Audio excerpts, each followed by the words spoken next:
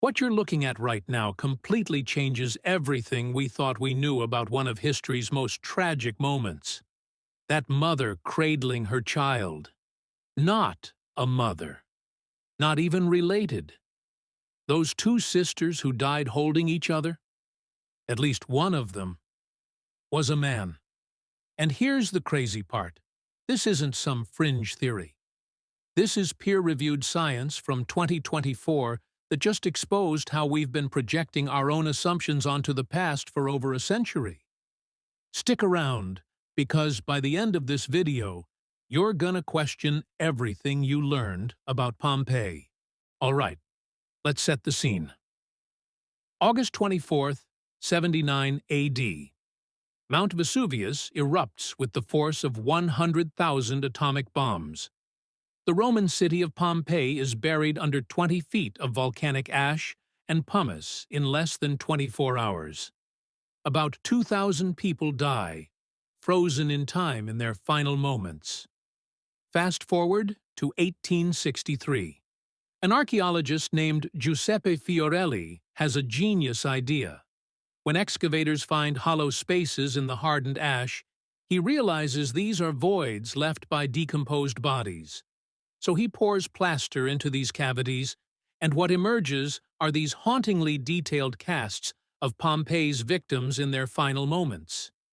And here's where the problem starts.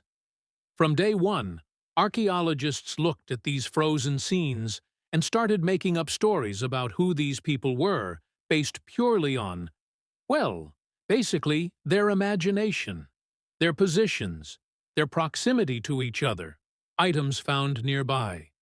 And these stories became fact, slight emphasis on fact, with air quotes tone in museums, textbooks, and documentaries for 140 years. But in 2024, a team of scientists from Harvard, the University of Florence, and the Max Planck Institute did something revolutionary.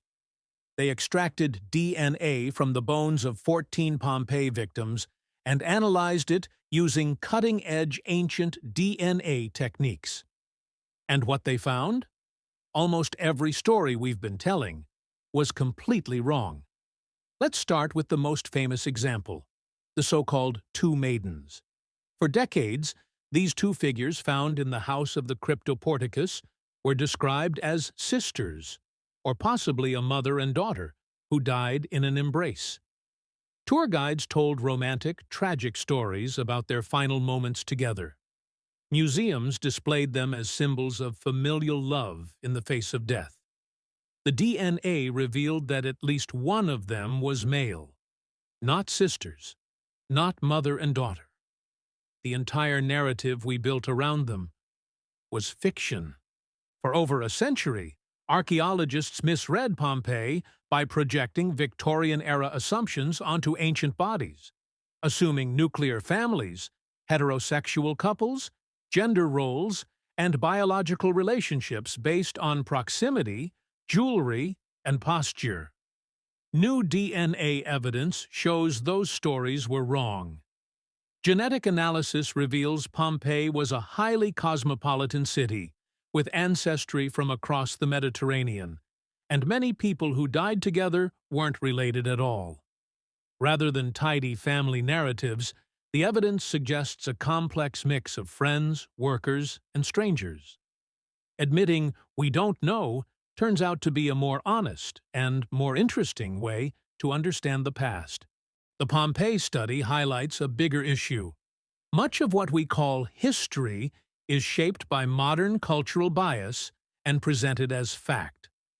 By forcing ancient societies into today's ideas about family, gender, and social structure, we distort who those people really were. What's hopeful is that new tools, DNA, isotope analysis, advanced imaging, and AI now let us challenge old assumptions and fact-check long-standing narratives. While it's humbling to learn we were wrong, correcting these stories brings us closer to the real lives of people in the past, not the versions we imagined. So here's my question for you, and I really want to know what you think about this. Drop a comment below. What other historical facts do you think we're getting completely wrong? The pyramids, Stonehenge, the collapse of the Bronze Age?